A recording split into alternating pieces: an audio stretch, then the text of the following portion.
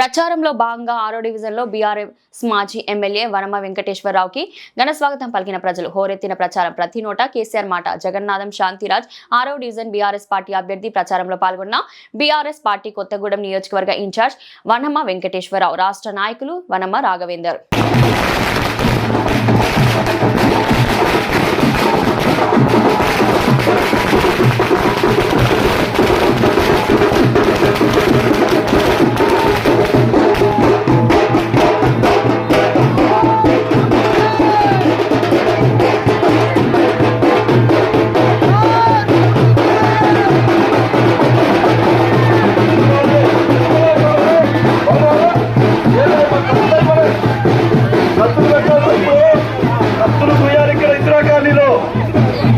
Colony అంటే మన సొంత ఇల్లు ఇది.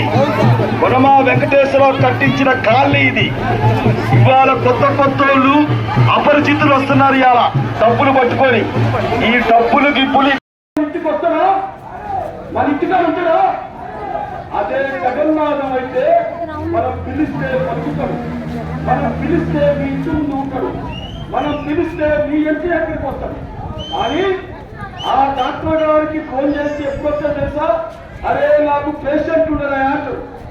ఆ పేషెంట్ ఎప్పుడు కావాలి, ఆ సంపాదన చూసి ఎప్పుడన్నా ఇక్కడ ఉంటుందా? అందుకని గమనించాలి. ఇక్కడ ఉన్నటువంటి వాళ్ళందరినీ కూడా చేతులెత్తి నమస్కారం చేస్తున్నా.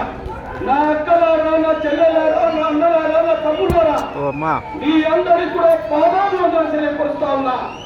ఇందిరా గాంధీ పవర్ ఏంటో 11వ తారీఖున మనం తెలియాలని మనం చేస్తా ఉన్నా. మీకేం అవసరం లేదు. మీరు బాగా సంపాదించి కలిసిపోయినటువంటి వాడు వచ్చిండు. అరే డబ్బులు గుంజిపారేయండి, మొత్తం తీసుకోండి. ఓట్లు మాత్రం బ్యాక్ రాదు, కారు గుర్తు కొట్టేయాలి. డబ్బులు కూడా తీసుకోవాలి. డబ్బులు వదలదు. ఎందుకంటే అక్రమంగా సంపాదించిన డబ్బులయ్యి, అన్యాయంగా సంపాదించిన దోచుకున్న డబ్బులయ్యి. నాకేం భయపడాల్సిన అవసరం లేదు. మీ వెనక కేసీఆర్ వనమ వెంకటేశ్వరరావు గారు మనం చేస్తా ఉన్నా. మీ జోలికి ఎవరైనా వస్తే వనమ ఉన్నాడని చెప్పండి, వనమ రాగా ఉన్నాడని చెప్పండి. భయపడాల్సిన అవసరం లేదు. నేను ఇందిరా కాలనీ అంటే నేను కష్టపడ్డారుతున్నా. నా వయసు అప్పుడు 25 సంవత్సరాలు.